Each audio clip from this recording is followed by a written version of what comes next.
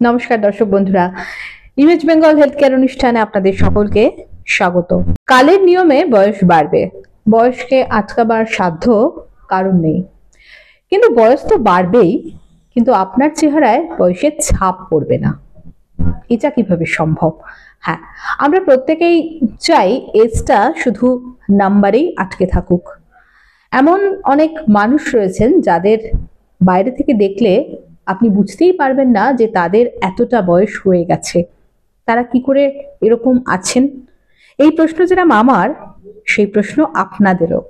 তাহলে আসুন আজকে আমরা একটু জেনে নিই যে কিভাবে আমরা আমাদের বয়সটাকে আটকে দিতে পারি, কি ধরনের জীবনযাত্রার মাধ্যমে আমরা আরো সুন্দর থাকতে পারি, বয়সের ছাপকে একবারে চেহারা থেকে মুছে দিতে পারি।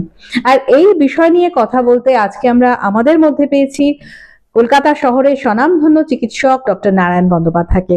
স্যার নমস্কার, ইমেজ বেঙ্গল হেলথ কেয়ারে স্বাগত। দু তিনটে ব্যাপার আছে। একটা ব্যাপার হচ্ছে জেনেটিক ফ্যাক্টর। আপনি দেখবেন অনেক বাড়িতে ৮০-৮৫ বছরের মানুষ রয়েছেন যারা কিন্তু অ্যাক্টিভলি সব ব্যাংকের কাজ সব কিছু করে যাচ্ছেন, আপডেট থাকছেন। আমাদের একজন ডাক্তারবাবু আছেন স্বনামধন্য, যিনি ৮৬ বছর বয়সের উপরেও কিন্তু রেগুলার প্র্যাকটিসও যেমন করছেন, একাডেমিক্সও সেভাবে করছেন।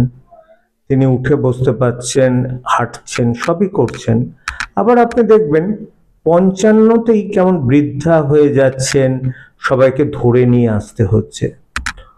প্রথম ব্যাপার আমার মনে হয় এজিংয়ের কিছুটা সায়েন্সটা বুঝতে হবে। মানুষ যখন জন্মগ্রহণ করে, ধরুন মস্তিষ্কের ব্যাপার, কয়েকশো বিলিয়ন আপনার নিউরন থাকে। আস্তে আস্তে নিউরনগুলো কমে যেতে থাকে। ন্যাচারালি বয়সের সাথে সাথে একটু স্মৃতিশক্তি কমে যেতে পারে। নাম্বার 2, যেটা সবচেয়ে ইম্পর্টেন্ট আমরা জোর দিই না, সেটা হচ্ছে সার্কোপেনিয়া। অর্থাৎ আমার বয়স হয়েছে, আমি এক্সারসাইজ করি না, আমার ভুঁড়িটা বাড়ছে, আমার হাত পাগুলো সরু হয়ে যাচ্ছে। এটা যদি নিয়মিত এক্সারসাইজ করা যায়, specially muscle building exercise, against gravity exercise, তাহলে কিন্তু আমরা ওই বিদঘুটের শেপটা আসতে দেব না। অর্থাৎ হাত পা সরু, পেট মোটা, এটা আসতে দেব না।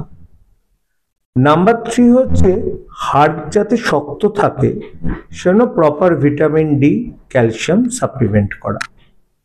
আর বয়সের সাথে আরেকটা জিনিস হয়, বডির প্রতিরোধ ক্ষমতা কমে যায়।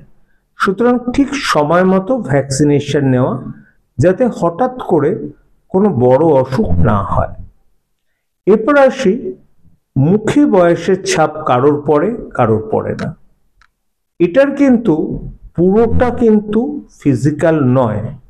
আপনি ফিজিক্যালি অনেক ফিট থাকতে পারেন even at the age of 80, কিন্তু মুখের মধ্যে একটা ধরুন বলিরেখা, যেটা আমাদের সাধারণভাবে পড়ে, সেটাকে আপনি একটা স্টেজের পর আটকাতে পারবেন?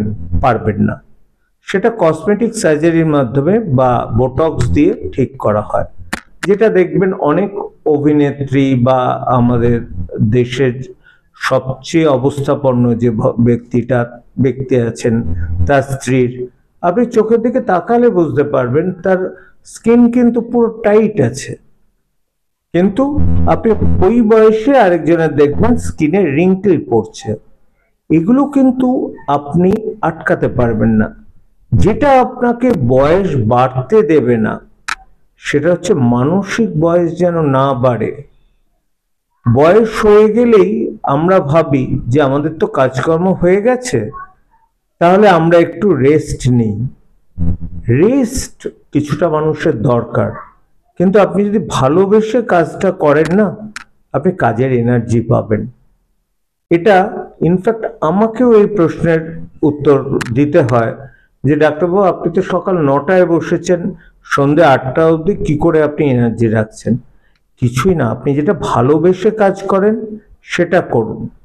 দ্বিতীয় নম্বর, যারা বয়স ধরে রাখতে চান তারা কিন্তু কখনোই কোনো অ্যাডিকশনে যায় না, না অ্যালকোহল, না সিগারেট। এক নম্বর। তৃতীয় হচ্ছে রেগুলার একটা এক্সারসাইজ শিডিউল যেটা করা উচিত প্রত্যেকের। কি যেমন ধরুন আপনি বয়স হয়ে গেলে সিঁড়ি দিয়ে উঠতে অসুবিধা হবে, তার কারণ কি, থাই মাসলটা দেখবেন প্রত্যেক বয়স্ক মানুষের শুকিয়ে যায়।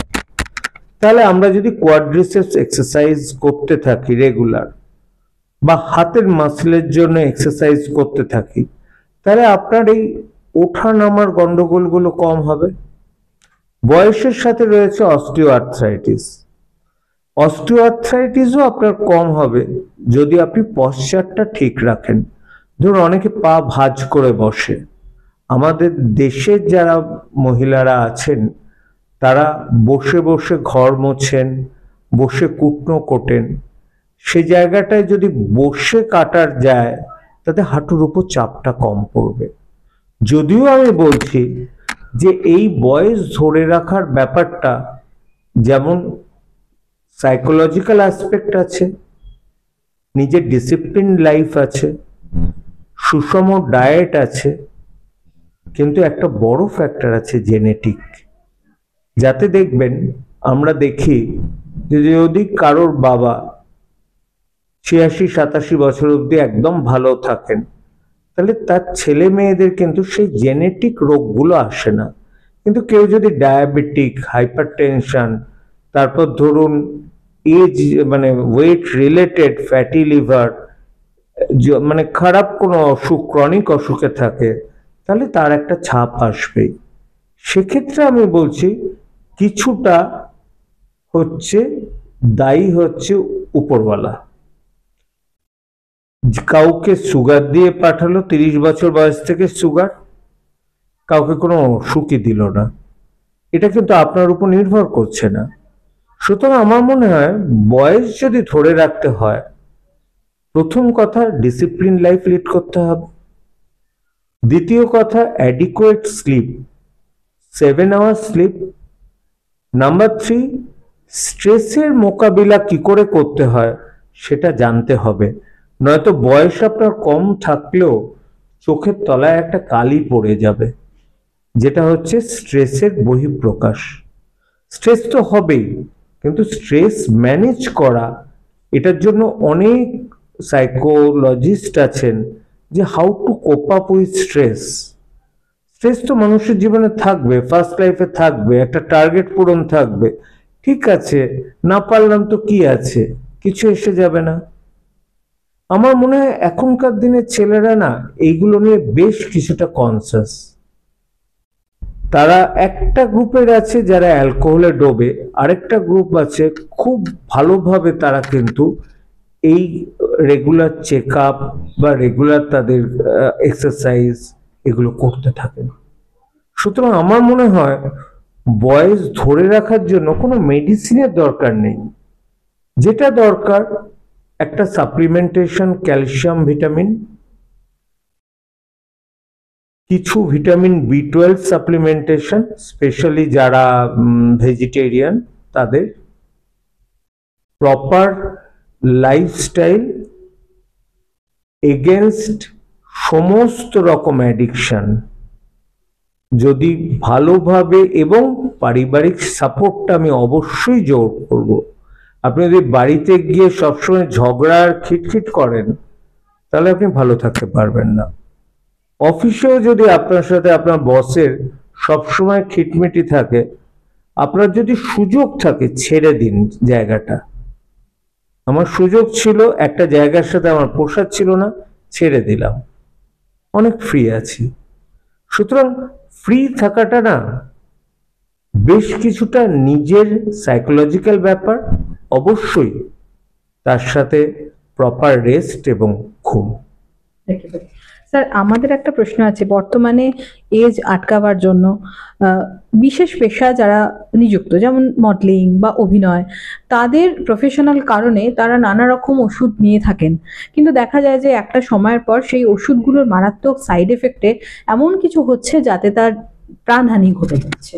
হ্যাঁ, এটা নিয়ে তো বিরাট বক্তব্য। এখন মডেলরা কি চায়? মোটা হতে চায় না, কিন্তু খাবে মোটা হতে চাইবে না, কিছু ওষুধ তো আছে। কিন্তু তার সাইড এফেক্টও আছে। আপনি রিসেন্টলি দেখেছেন একজন বোধহয় 30 বছর বয়সে মারা গেছেন। সুতরাং আমার মনে হয় তারাও যারা প্রপার মডেলিং করেন তারা কিন্তু একজন ডাক্তারেরই পরামর্শ নেয়। আর দেখুন, বাকিটা তো মেকআপ, বোটক্স, এগুলো ডেফিনেটলি স্কিনের গ্লেজ বাড়াবে, কিন্তু আপনার শরীরের ভেতরে ভেতরে কত ক্ষতি করছে এই ওষুধগুলো, স্পেশালি অ্যান্টি এজিং বলে কোনো ওষুধ হয় না। আপনি মোটা আছেন, রোগা হতে চান, আপনার মুখের শেপটা ভালো লাগছে না, মুখের শেপটাকে ঠিক করতে চান, সেটাও তো সম্ভব প্লাস্টিক সার্জারিতে। মোটা হতে চান, রোগা হতে পারার মতো আজকাল একটাই ওষুধ ইউএসএফডি অ্যাপ্রুভ করেছে, একটা দুটো ওষুধ, যেগুলো GLP-1 অ্যানালগ, এখনো বেশ দাম।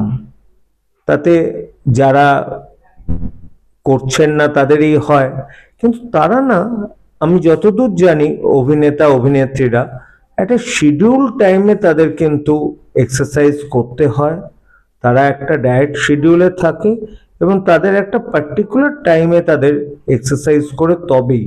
কেউ যদি খুব ভায়োলেন্ট এক্সারসাইজ করে, খুব ডায়েট কন্ট্রোল করে এবং রোগা হওয়ার জন্য ওষুধ খায়, তাহলে তো ক্যাটাস্ট্রফি হতে বাধ্য।